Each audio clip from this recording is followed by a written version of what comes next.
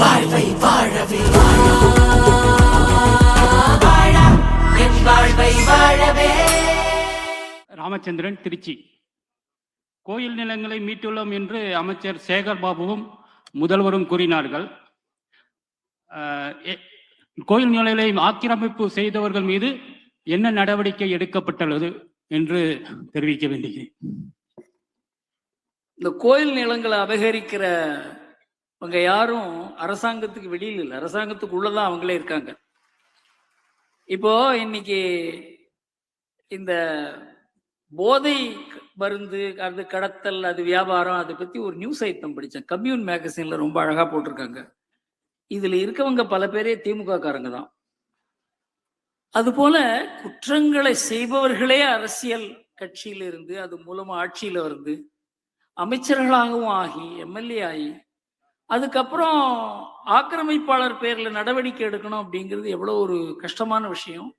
இதுல நீதிபதிகள்லாம் எவ்வளவு கஷ்டப்படுறாங்க, கோர்ட்ல எவ்வளவு கஷ்டங்கள் இருக்கு.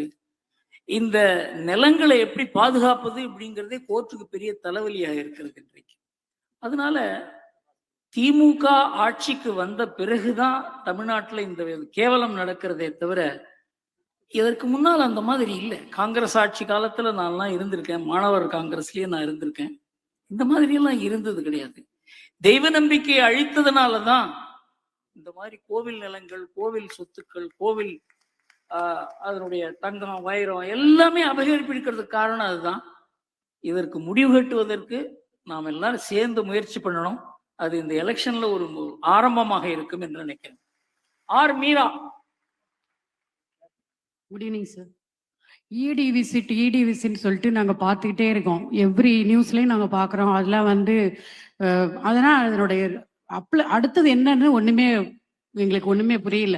இடி விசிட் தான் வருது. ஆனால் அதுக்கப்புறம் என்னன்னா எங்களை ஆர்வமாக இருக்கும், ஆனால் ஒன்றுமே ரிசல்ட் இல்லை. அப்புறம் இன்னொரு கொஸ்டின், மோடியினுடைய மேஜிக் தமிழ்நாட்டில் நாங்கள் எதிர்பார்க்குறோம். இந்த தடவை அது நடக்குமா? தமிழக மக்கள்லாம் ரொம்ப ஆர்வமா இருக்கும். எங்களுக்கு மத்தியத்தினுடைய அதாவது சென்ட்ரல் கவர்மெண்ட்னுடைய ஸ்கீம் எதுவுமே இங்க வரவிடாம இங்க ரொம்ப ப்ராப்ளமா இருக்கு. அது எப்ப நாங்க அனுபவிப்போம்? அதுதான் என்னுடைய கொஸ்டின். இந்த ஈடியை பொறுத்த வரைக்கும் அவங்க மூலமா ஏராளமான வங்கிகளுக்கு சேர வேண்டிய தொகைகள் மீட்கப்பட்டிருக்கிறது. இது செய்தியில வராது. 56,000 கோடி ரூபாய் சொத்துக்கள், அதாவது தவறாக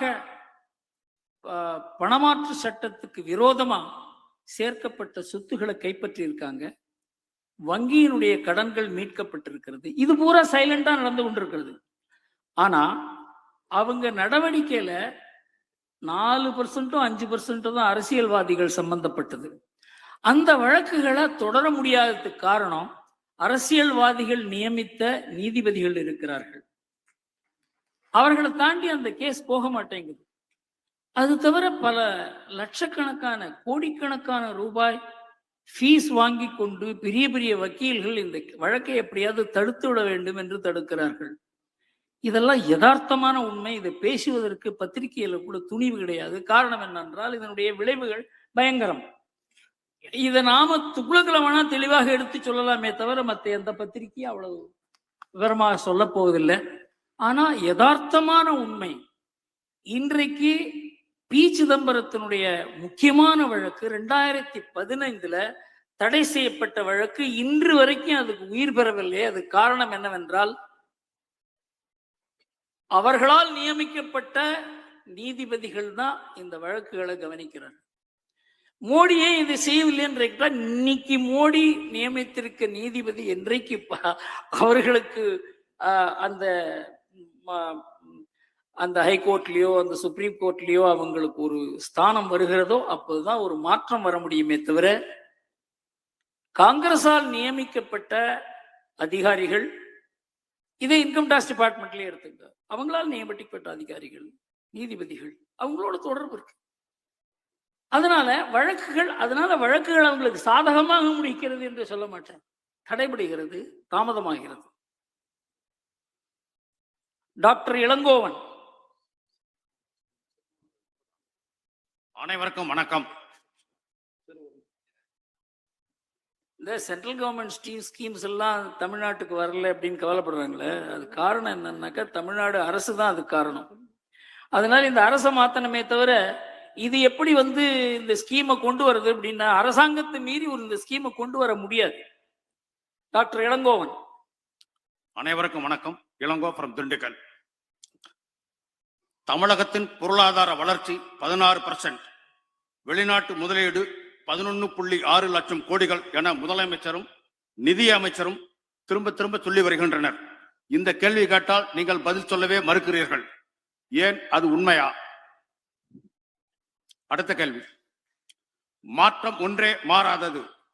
அப்படியெனில் even though not the whole system but at least basically நமது நீதிமன்றம் அண்ட் தேர்தல் ஆணையங்களின் செயல்பாட்டு விதிமுறைகள் மற்றும் வழிமுறைகள் மாறினால் ஒழிய இந்தியா முன்னேறாது என்பது பற்றி உங்கள் கருத்து? The third. கேள்வி. இந்த முதல்ல இரண்டாவது கேள்வி எடுத்துக்கிறேன். தேர்தல் ஆணையம் திருத்தப்பட்டுத்தான் இருக்கிறது. நம்ம சேஷன் வரத்துக்கு முன்னால தேர்தல் ஆணையம்னு ஒண்ணு இருந்ததுன்னு யாருக்குமே தெரியாது. தேர்தல் ஆணையத்துக்கு அரசியல் சாசனத்துல எந்த அளவுக்கு தேர்தலை கண்ணியமாகவும் நேர்மையாகவும் நடத்த வேண்டுமோ அதற்கு உண்டான தனிப்பட்ட அதிகாரம் தரப்பட்டிருக்கிறது.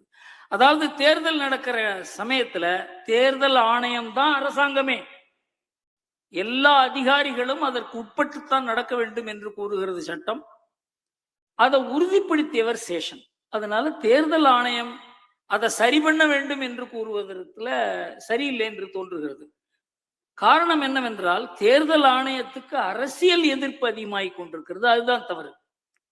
தேர்தல் ஆணையத்தின் பேர்ல எந்த குறையும் சொல்ல முடியாது. இவிஎம் கொண்டு வந்தாங்க, அதை கொண்டு வந்ததே சேஷன், அதை கொண்டு வந்தது காங்கிரஸ்.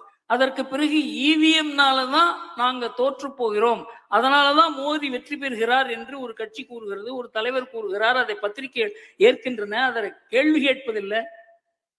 அதே போல வாக்கு திருட்டு, இதெல்லாம் அதாவது மோடியை எதிர்த்து வேற எதையுமே பேச முடியாது. அவருடைய நாணயம், அவருடைய நேர்மை, அவருடைய பணி, அவருடைய சாதனைகள், இதெல்லாம் எடுத்து ஒண்ணுமே பேச முடியாதனால இந்த மாதிரி தவறான கருத்துக்களை மக்களுக்கு பரப்புவதற்கு ஒரு பெரிய ஒரு கூட்டமே தயாரா இருக்கிறது. அதுக்கு தான் இந்திய அணி என்று பெயர். ஆனா அதற்கு பத்திரிகைகள் உறுதியாக அவர்களை எதிர்ப்பதில்லை. அதே போலதான் இந்த எஸ்ஐஆர் நடவடிக்கை 2004-05 அப்புறம் நம்முடைய வாக்காளர் பட்டியல் சீர்திருத்தப்படவில்லை. அதனாலதான் இத்தனை குழப்பங்கள்.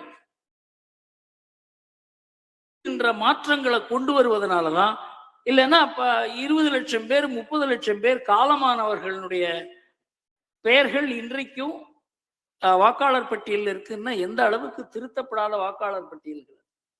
அதனால இந்த தேர்தல் ஆணையத்தை எதிர்க்கிறது ஒரு கொள்கையாகிவிட்டது, அது ஒரு பெரிய ஒரு இயக்கமாகிவிட்டதுனால அது தேர்தல் ஆணையத்தின் பேர்ல தவறு என்று கூறக்கூடாது, அரசியல் கட்சிகள் மேல்தான் தவறு என்று சொல்ல வேண்டும். ரெண்டாவது என்ன கேள்வி கேட்டீங்க? இந்த வெளிநாட்டு முதலீடுன்னு இருக்குதுங்க, இது ஒரு பெரிய ஒரு புரோபகண்டாவாயிடுச்சு. இந்த வெளிநாட்டு முதலீட்டுக்கு ஒரு மாநாடு நடத்துறாங்க, அங்க அதுல MOU எல்லாம் கையெழுத்து போடுறாங்க. அந்த MOU கையெழுத்து போடுறது அப்படிங்கிறது நாங்க நாளைக்கு பார்க்குறோம், யோஜனை பண்றோம் அப்படின்னு தான் அந்த முதலீட்டாளர்கள் கூறுகிறார்கள். அது முதலீடாக மாறுவதற்கு இப்ப இருக்க அரசாங்கம் அதுங்காலத்துல நடக்காது. அதுக்கு அடுத்து, அதாவது உதயநிதி காலத்துல, உதயநிதி நாளைக்கு முதல்வராக வரான்னு வச்சுங்க, அந்த காலத்துல கூட நடக்காத ஒரு மாதிரி ஒப்பந்தங்கள் போட்டு அந்த ஒப்பந்தத்தை இன்றைக்கு வைத்து இதன் மூலமாக இத்தனை வேலை வாய்ப்பு ஏற்பட போகிறது அப்படின்னு கூறுவது வெறும் விளம்பரம் தான். அதை நாம நம்பக்கூடாது. கருணாமூர்த்தி.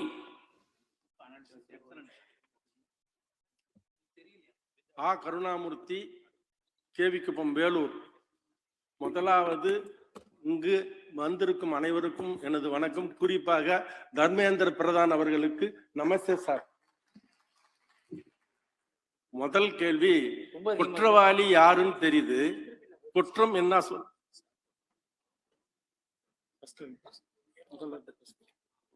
சொல்லுங்க சார். குற்றவாளி யாருன்னு தெரியுது, குற்றம் செய்தது எவ்வளோன்னு தெரியுது, அவங்கள நல்லா கோடி கோடியா வந்து பேப்பர்ல எல்லாத்தையும் முக்கியமான நம்ம ஆதரிக்கிற பிஜேபி ஆதரிக்கிற பத்திரிகைகளில் வருது. ஆனா ஒரு நடவடிக்கை கூட மத்திய அரசாங்கம் எடுக்காதது ஏன்? குறிப்பா இந்திரா காந்தி மாதிரி இந்த விஷயத்துல கடுமையான நடவடிக்கை எடுத்தா, இந்த தேர்தல் நேரத்துல கடுமையான நடவடிக்கை எடுக்கணும்னு சொல்லிட்டு நம்ம ஆசிரியர் அவர்களை கேட்டுக்கிறேன். ரெண்டாவது, நம்ம அவர்கள் துவக்கிய பல விஷயங்கள் வந்து சோட போதோன்ற பயம் இருக்குது எனக்கு. ஏன்னா அவர் வந்து மிக தெளிவான பல விஷயங்கள் நமக்கு சொல்லி கொடுத்துட்டு போயிருக்கிறாரு. அதை வந்து ஃபாலோ பண்ணணும்னு சொல்லிட்டு ஆசிரியர் அவர்களை கேட்டுக்கிறேன். நன்றி, வணக்கம். நான் வந்து துக்ளக் வாசகர் குழுவிலிருந்து வந்திருக்கிறேன். ரொம்ப நன்றி. கடுமையான நடவடிக்கை மத்திய அரசாங்கம் எடுப்பதற்கு இருக்கிற ஒரே ஒரு சட்டம் இன்றைக்கு பணமாற்று தடை சட்டம் தான். வேற எந்த சட்டத்திலும் எடுக்க முடியாது. இன்கம் டாக்ஸ் ஆக்ட் ஏற்கனவே இருக்கிறது. மற்றபடி குற்றங்கள் பற்றிய எந்த நடவடிக்கை எடுப்பதற்கும் மாநில அரசுக்கு தான் உரிமை இருக்கிறது. ஒரே ஒரு பணமாற்று தடை சட்டம், அதாவது இடி தான் நேரடியாக இதை செய்ய முடியும். சிபிஐ கூட செய்ய முடியாது. காரணம் என்னவென்றால், மத்திய அரசாங்கத்தினுடைய திட்டத்தில் ஏதாவது ஊழல் நடந்தால்தான் மத்திய அரசாங்கம் அதற்கு நடவடிக்கை எடுக்க முடியுமே தவிர, மாநில அரசாங்கத்தினுடைய திட்டங்கள் ஏராளமாக இருக்கின்றன. அதுலதான் ஊழல்கள் நிறைய நடக்குது. அதுல வந்து மத்திய அரசாங்கத்துக்கு நடவடிக்கை எடுப்பதற்கு, சிபிஐ அதுல நுழைப்பதற்கு அவங்களுக்கு அதிகாரம் இல்லை. மத்திய அரசுக்கும் மாநில அரசுக்கும் அரசாங்க அதிகாரங்கள் பகிர்வு செய்யப்பட்டிருக்கின்றன. அதனால மத்திய அரசாங்கம் ஏன் செய்யல அப்படின்னு கேட்டாக்கா, அது மாநில அரசாங்கம் தான் செய்ய முடியும் என்பதனாலதான் மத்திய அரசாங்கம் அதை செய்ய முடியல. ஆர் முத்து.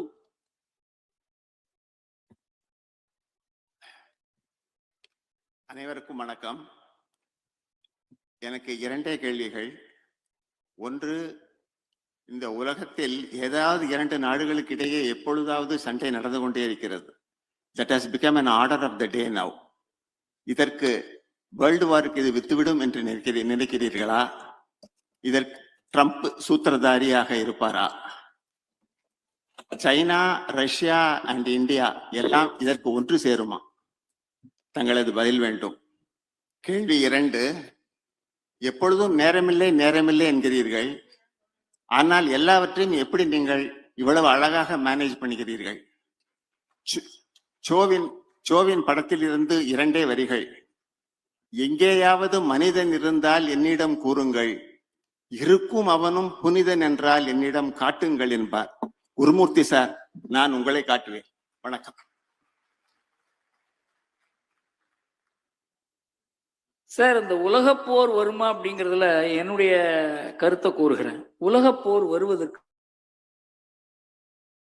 காரணம் என்னவென்றால், யார் யார் இந்த உலகப்போர்ல ரொம்ப தீவிரமா இருந்த நாடுகளோ அந்த நாடுகள் எல்லாம் நல்லபடியா சந்தோஷமா செல்வத்துல அந்த மக்கள்லாம் இருக்காங்களுக்கு அந்த வீரியம் போய்விட்டது. இன்னைக்கு ஐரோப்பிய நாடுகள்ல எந்த நாடுகளையும் இன்னைக்கு யுத்தம் வேணுமான்னு கேட்டா 90% மக்கள் வேண்டாம் என்று கூறுவார்கள். அமெரிக்கா இன்றைக்கு யுத்தத்தில் ஈடுபடுவதற்கு காரணம், அமெரிக்காவுக்கு பக்கத்துல பார்டர்ல யாருமே கிடையாது. அமெரிக்காவில் பல டிப்ளமேட்ஸ் கிட்ட நான் பேசியிருக்கேன். உங்களுக்கு 50 கிலோமீட்டர் பாகிஸ்தானோடையோ சைனாவோடையோ பங்களாதேஷோடையோ இல்லை ஆப்கானிஸ்தானோடைய பார்டர் இருந்தாக்க நீங்க இந்த மாதிரி பேச மாட்டீங்க. நீங்க உங்களை யாருமே தொட முடியாத ஒரு நிலைமையில இருந்து கொண்டு மற்றவர்களை தாக்குவதனாலதான் உங்களால வந்து போர் தொடுக்க முடிகிறது, போரை நிறுத்த முடிகிறது. அந்த ஒரு வாய்ப்பு அமெரிக்காவுக்கு மாத்திரம் இருக்கு. அந்த அட்வான்டேஜ் இருக்கு, மற்ற எந்த கட்சிக்கும் எந்த நாட்டுக்கும் கிடையாது. ரஷ்யா இந்த யுக்ரைன் போரை தொடங்குவதற்கு காரணமே அமெரிக்கா தான், ஐரோப்பிய நாடுகள் தான். அமெரிக்காவுடைய நட்பை நாடியது ரஷ்யா 1996-97. 2 ஜனாதிபதிகள் போய் கிட்டத்தட்ட கால தொட்டாங்க. நாங்க இனிமே உங்களோட சண்டை போட போறதில்லை, நாம நண்பர்களா இருக்கலாம் அப்படின்னு. அதாவது இந்த கோல்டு வார் அதோடு முடிந்து விட வேண்டும், நாம நண்பர்களா இருக்க வேண்டும். அப்போ அமெரிக்கா என்ன முடிவு பண்ணாங்க, ரஷ்யா தான் நமக்கு முதல் எதிரி, சீனா அல்ல. சீனாவை நட்பு நாடா வைத்துக் கொண்டு ரஷ்யாவை அந்த நாட்டோனுடைய நாடுகளினுடைய எண்ணிக்கை அதிகமாக்கி கொண்டே போனார்கள். அதனாலதான் ரஷ்யா உக்ரைன் பேர்ல படையெடுக்க வேண்டிய ஒரு நிலைமை ஏற்பட்டது. இது உலகுக்கே எல்லாருக்கும் தெரியும். அமெரிக்காவில் கெசிஞ்சரை கூறினார், இதை செய்யாதீங்க, ரஷ்யாவை எதிரியாக்கி கொள்ளாதீர்கள் என்று கூறினார். அடாவடியாக செய்தது அமெரிக்கா. இன்றைக்கு கஷ்டப்படுவது ஐரோப்பிய நாடுகள். இன்றைக்கு அமெரிக்கா ரஷ்யாவுடன் சேர்ந்து கொண்டு ஐரோப்பிய நாடுகளை அவங்கள அப்படியே பிக்ஸ் பண்ணிட்டாங்க. என்ன பண்றதுன்னே புரியல. அமைதியை நாடுவதா போரை நாடுவதா என்று புரியவில்லை. அதனால இந்த போர் நடவடிக்கைகள் எல்லாம் ஒரு யோசிக்காம எடுத்ததுனாலதான் இந்த உக்ரைன் போரே நடக்கிறதே தவிர இல்லையே நடக்காது. மிடில் ஈஸ்ட்ல என்னைக்குமே இப்படிதான் இருக்க போகுது. 2000 வருஷமா இப்படிதான் இருந்தது, இனிமேலும் அப்படிதான் இருக்க போகுது. 2 மதத்துக்குள்ள பெரிய போர். இதெல்லாம் போரிடக்கூடிய மதங்கள். மற்ற மதங்களை வெறுக்கக்கூடிய மதங்களிடையே போர் இருக்கத்தான் செய்யும். அதை நாம புரிந்து கொள்ள வேண்டும். அதே ஏன் ஆசியாவில் இது மாதிரி இல்லை? இங்கே ஏராளமா முஸ்லீம் இருக்காங்க, கிறிஸ்தவர்கள் இருக்காங்க, இந்துக்கள் இருக்காங்க, பௌத்தர்கள் இருக்காங்க. ஏன் இந்தோனேஷியாவில் ஒரு பெரிய ஒரு முஸ்லீம் நாடு அது, அதுல ஏன் பிரச்சனை இல்லை? மலேசியாவில் ஏன் பிரச்சனை இல்லை? எந்த ஊர்ல அரபிய முஸ்லீம் வந்தார்களோ அங்கதான் பிரச்சனை ஏற்பட்டது. அதனால அந்த ஊர் பிரச்சனையை உலக பிரச்சனையா மாற்றக்கூடாது. அந்தந்த ஊர் பிரச்சனை. தசரதன், ராஜேந்திரன், ரங்கராஜன்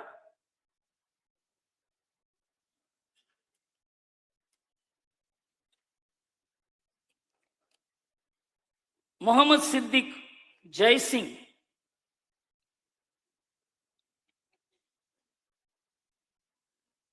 வி நாகராஜன், ஆதித்தன், ரவி, போதுமா?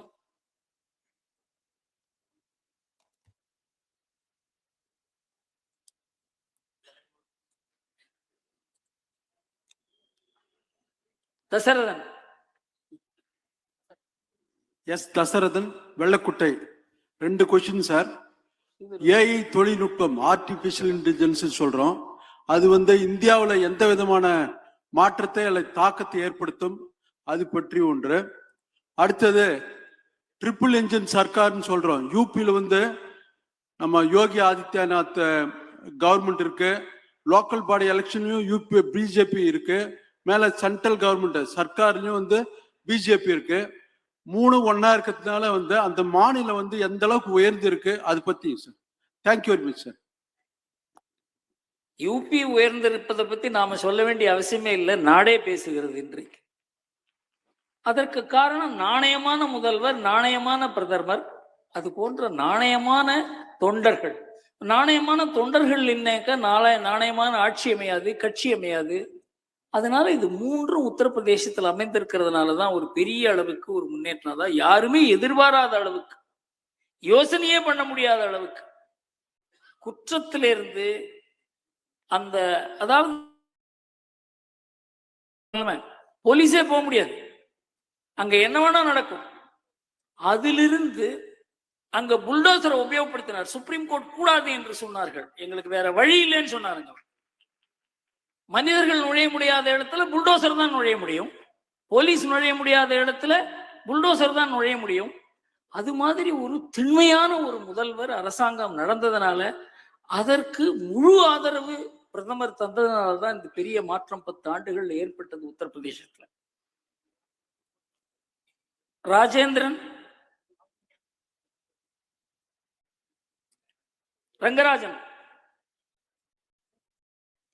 முகமது சித்திக் அடுத்தது. ரங்கராஜன், நதிக்குடி. நான் தமிழ்நாட்டின் தெற்கு பகுதியிலிருந்து வருகிறேன். டிடிவி தினகரனும் ஓ பன்னீர்செல்வம் இல்லாமல் தெற்கு பகுதியில் என்டிஏ கூட்டணி வெல்வது சாத்தியமா? அண்ணாமலையை ஏன் தீவிர அரசியலில் இருந்து ஒதுக்கி வைத்திருக்கிறார்கள்? அண்ணாமலை இல்லாமல் தமிழ்நாட்டில்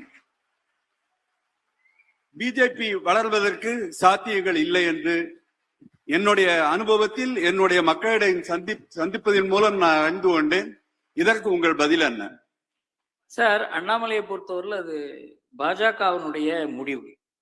அண்ணாமலையும் பாஜகவும் சேர்ந்துதான் அந்த முடிவு எடுத்திருக்காங்களே தவிர, அண்ணாமலையினுடைய அவரை கலக்காத இதை எடுக்கல. ஏன்னா காரணம் என்னவென்றால் பாஜகவால் மாத்திரம் தனியாக தமிழ்நாட்டில் வெல்ல முடியாது என்கிற நிலைமை இருப்பதனாலையும், எடப்பாடி எந்த விஷயத்திலையும் பாஜகவோடு நெருங்கக்கூடாது என்று 2024 எடுத்த முடிவை அவர் மாற்றிக்கொண்டு பாஜகவுடன் ஒத்துழைக்க வந்திருப்பதால் தான் இன்றைக்கு நாம திமுகவை வீழ்த்த முடியும் என்கிற ஒரு எண்ணம் ஏற்பட்டிருக்கிறது. இதை நாம புரிந்து கொள்ள வேண்டும்.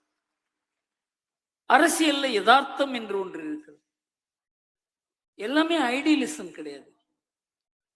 பாஜக தனியாக நின்று 10 ஆண்டுகள்ல தமிழ்நாட்டில் எழுச்சி பெற்று வெற்றி பெறும் அப்படி என்றால் நீங்க ஏற்றுக்கொள்வீர்களா? 10 ஆண்டு திமுக இருக்கும்னா நீங்க ஏற்றுக்கொள்வீர்களா? ஏற்றுக்கொள்ள முடியாது. திமுக போயே ஆக வேண்டும் என்றால் அதற்குண்டான உத்திகளை தயார் பண்ணும். அமித்ஷாவை விட இதை பத்தி விஷயம் தெரிஞ்சவங்கள யாரும் இருக்க முடியாது. அவரை மாதிரி நான் மகாராஷ்டிரா எலெக்ஷன்ல 2014 என்கிட்ட உத்தவ் தாக்கரே போன் பண்ணிருக்காரு, சார் அமித்ஷா எங்க இருக்கார் சார், என்னால பார்க்கவே முடியல. அவர் மாத்துங்காவில ஒரு சின்ன வீட்டுல இருந்தார் அந்த சமயத்துல. அங்க இருந்துதான் அந்த யுத்திகளை கையாண்டு பாஜக நம்பர் 2 பார்ட்டியா இருந்தது, சிவசேனா நம்பர் 1 பார்ட்டியா இருந்தது. அப்படியே மாற்றினார் அமித்ஷா. இன்றைக்கு பாஜக மகாராஷ்டிராவை கைப்பற்றி இருக்கிறதுக்கு காரணம் அன்னைக்கு அவர் எடுத்த யுக்தி. அதனால அவருக்கு தெரியும் இது எப்படி. அவர் அதாவது சில பேருக்கு அந்த அஷ்டாவதானி என்று கூறுவார்கள், எல்லா விதமான திறமையும் இருக்கும். அந்த மாதிரி ஒரு திறமை உள்ளவர் தமிழ்நாட்டை கையில் எடுத்திருக்கிற நம்பிக்கையோட இருங்க. அண்ணாமலையும் அவருக்கு ஒத்துழைப்பார். ஏன்னா அண்ணாமலையும் என்னுடைய ஃப்ரெண்டு, அவரோட நான் பேசிக்கிட்டு தான் இருக்கேன். அதனால அண்ணாமலைக்கு எதிராக ஏதோ ஒரு முடிவு எடுக்கப்பட்டதாக நீங்களாக நினைத்து கொண்டு பேசுவது தவறு. சார் இது எல்லாருக்குமே தெரிஞ்ச விஷயம், எடப்பாடிக்கு தெரியலையே. இப்ப பிஜேபியில சேர்த்துங்க சார் அப்படின்னு சொன்னா அது வேற விஷயம். எடப்பாடி சேர்த்துக்கொள்ள வேண்டிய துக்ளக் ஆண்டு விழாவில் கேட்கக்கூடிய கேள்வியே இல்லது. எடப்பாடியை சந்தித்து நேராக கேட்க வேண்டிய கேள்வி.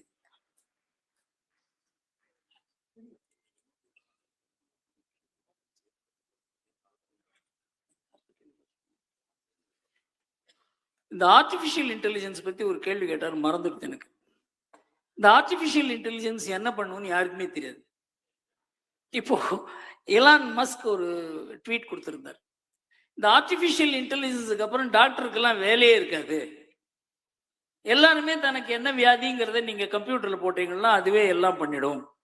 இந்த ஆபரேஷன் வேணும்னாக்க அதையும் அந்த ரோபோட்டிக்ஸ் மூலமா பண்ணிட முடியும். அதாவது வீட்லயே இனிமே ரோபோட்டிக்ஸ் எல்லாம் வந்து வீட்லயே ஹாஸ்பிட்டல் நடக்கிற மாதிரி ஒரு தோற்றத்தை ஏற்படுத்துகிறார்கள். இதனால உலகமே பிரமித்து நிற்கிறது. யாருக்குமே என்ன செய்யறதுன்னு தெரியல. இங்க ஸ்ரீதர் வேம்பு வந்துட்டாரா? வரப்போறியா? ஏர்போர்ட்ல இருந்து வந்துட்டு இருக்காரு. நமக்கெல்லாம் அதெல்லாம் ஒன்றும் விஷயம் தெரியாது. நம்மளாம் பிரமித்து நிற்க போறவங்க, ஆர்டிபிஷியல் இன்டெலிஜென்ஸை பார்த்து பிரமித்து நிற்பவர்கள். அதை பத்தி ஏதாவது சொல்ல முடியும்னா ஸ்ரீதர் வேம்பு போன்ற அறிஞர்கள் தான் அதை பற்றி கூற முடியும். அடுத்தது யாரு? ரவி ஆதித்தன்.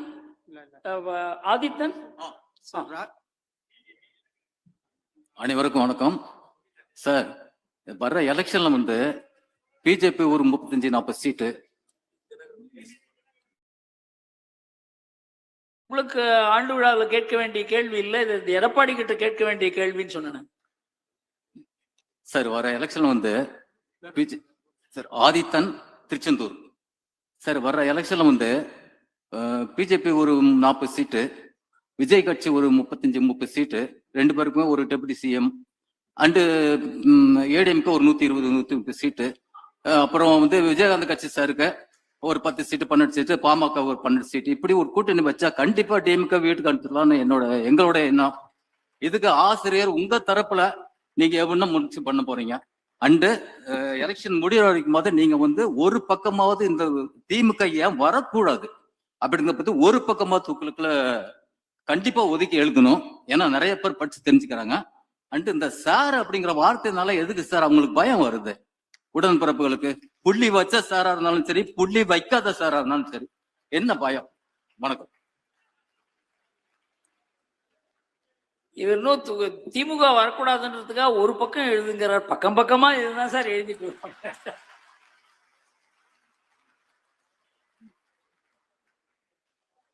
நீங்க பிரசாந்த் கிஷோருக்கு அடுத்தபடி நீங்க தான் ஒரு செஃபாலஜிஸ்ட் தோன்றுது. யார் யாருக்கு என்னென்ன சீட்டு கொடுக்கணும், எப்படி ஜெயிக்கிறது. எஸ் ரவி. ரவி, தர்மபுரி. திருப்பரங்குன்றம் கார்த்திகை தீப திருவிழா எந்த அளவுக்கு இந்துக்களை ஒற்றுமைப்படுத்தும், இது எந்த அளவுக்கு ஆளும் கட்சிக்கு எதிராக திரும்பும் என்பதை ஆசிரியரிடம் கேட்டுக்கொள்கிறேன். இரண்டாவது, அனைத்து இந்திய அண்ணா திமுக எப்போது எதிர்கட்சியாக செயல்படும்? நன்றி. இந்த திருப்பரங்குன்றத்துக்கு இந்த முக்கிய காரியகர்த்தா, அதுக்கு மையமா இருந்து வேலை செஞ்சவர் ராமன்.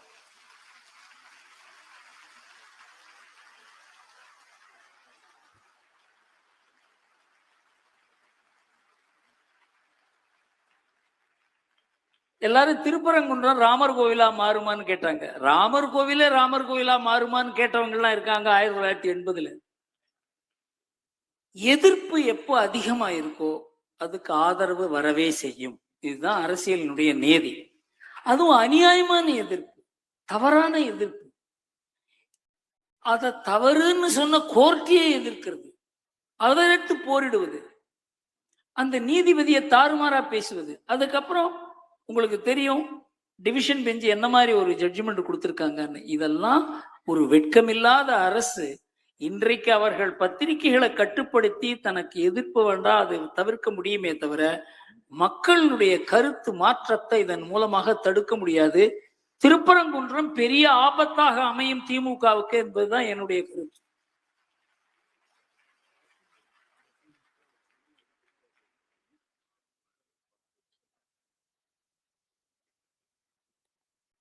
அதிமுக எதிர்கட்சியா செயல்பட்டு கொண்டுதான் இருக்கிறது. ஆனா திமுகவை தோக்கடிக்கணும்னு செயல்படுகிறதா என்பதா என்றதுதான் ஒரு பெரிய கேள்வியாக இருக்கிறது என்னுடைய மனதில். உதயகுமார் சார், முதல்ல யாரோ முகமது சித்திக் கேட்டாங்க, வரலையா சார்? வணக்கம், என்னுடைய பெயர் முகமது சித்திக். அதான் சார், ஆண்டுதோறும் துக்குலக்கு விழாவில் கலந்து கொள்வதை நான் மிகப்பெரிய மகிழ்ச்சி அடைகிறேன். ஐயா சோ அவர்கள் இருக்கும் பொழுது கூட நான் நேரடியாக அவர்கிட்ட பேசிட்டு தான் போவேன். அது மாதிரி இந்த விழாவையும் நீங்க சிறப்பாக நடத்தி கொண்டிருக்கிறீர்கள், உங்களுக்கு நன்றி சார். இப்ப 41 பேரை கொலை பண்ணிட்டு ஒருத்தர் டெல்லி சிபிஐ போயிட்டு திருப்பி வந்திருக்காரு. 19ஆம் தேதி வர சொல்லி சம்மன் கொடுத்திருக்காங்க. அப்ப அவர் மீண்டும் தமிழ்நாட்டுக்கு வருவாரா?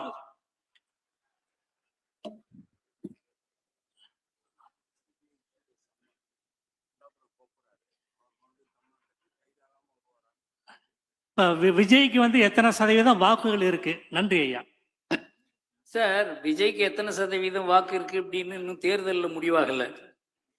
இதெல்லாம் வாக்கு கணிப்புகள் நிறைய நடக்குதுங்க. நம்ம பிரசாந்த் கிஷோர் அவர் வாக்கு கணிப்பு நடத்தியவர். அவர் வந்து தேர்தலில் போட்டியிட்டார்.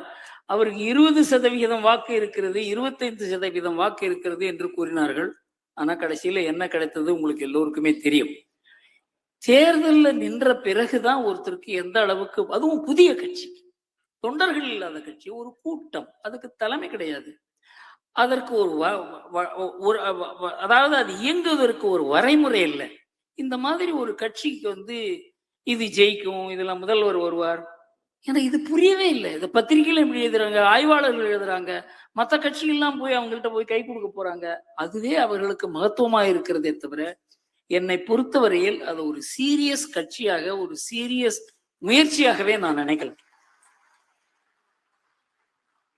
அவர் வந்து சிபிஐ ஆபீஸுக்கு போயிருக்கார், என்கொயரி நடந்து கொண்டிருக்கிறது. அவருக்கு அதுல என்ன பங்கு என்பது சிபிஐ தான் முடிவு பண்ண வேண்டுமே தவிர நம்மால கூறுகிற விஷயம் இல்லை. அது சட்டப்படி நடக்கும். ஆனா தவறாக எதுவும் நடக்காது என்பதுதான் என்னுடைய மனதுல தோன்றுகிறது.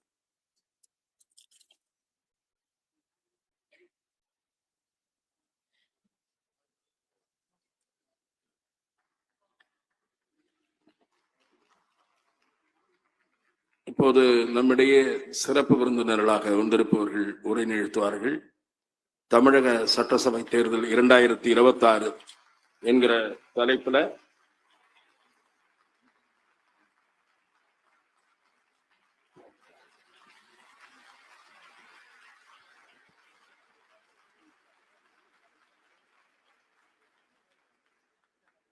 ஸ்ரீதர் வெம்பு ஆரம்ப காலத்திலிருந்தே துக்ளக் ரீடர். அவர் துக்ளக் மூலமா தான் அவருக்கு அரசியல் ஞானம் கிடைத்தது. இந்த நாட்டை பற்றி, இந்த நாட்டினுடைய மகத்துவத்தை பற்றி, கலாச்சாரம், பண்பு, பாரம்பரியம், அரசியல் எல்லாவற்றையும் துக்ளக் மூலமாக தான் தெரிந்து கொண்டேன் என்று கூறுவார். ஆனா என் பேர்ல அவ்வளவு ஈடுபாடு கிடையாது. 1990 நான் இந்த நாட்டை பின்னோக்கி இழுக்கிற ஒரு பொருளாதார நிபுணர் என்றுதான் அவர் நினைத்தார்.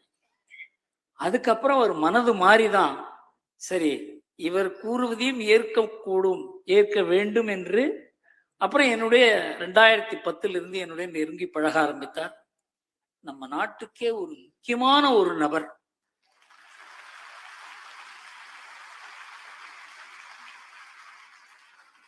எந்த அளவுக்கு என்றால் இன்றைக்கு அடிக்கடி இந்த சைபர் செக்யூரிட்டி என்று கூறுகிறார்களே, அது நம்ம நாட்டில் இல்லைங்கிறது தான் முக்கியம். இன்றைக்கு அமெரிக்கா நினைத்தால் அரை மணி நேரத்துல நம்முடைய விமானங்கள் எதுவுமே பறக்க முடியாது செய்ய முடியும். நம்முடைய எலக்ட்ரிசிட்டி டிஸ்ட்ரிபியூஷனை நிறுத்த முடியும். இதுதான் இன்றைக்கு இந்த டிஜிட்டல் எக்கானமி என்று கூறுகிறார்களே, அதன் மூலமாக நேர்ந்திருக்கிற பேராபத்து. சீனாவிடம் இருந்து தப்பினோம், அமெரிக்காவிடம் சிக்கி இருக்கிறோம். இதுல அரசாங்கத்தை இதை நம்ம நாட்டை வெளியில கொண்டு வருவதற்கு ஒரே ஒரு நம்பிக்கை நட்சத்திரம் இவர்தான் என்று நினைக்கிறது அரசாங்கம்.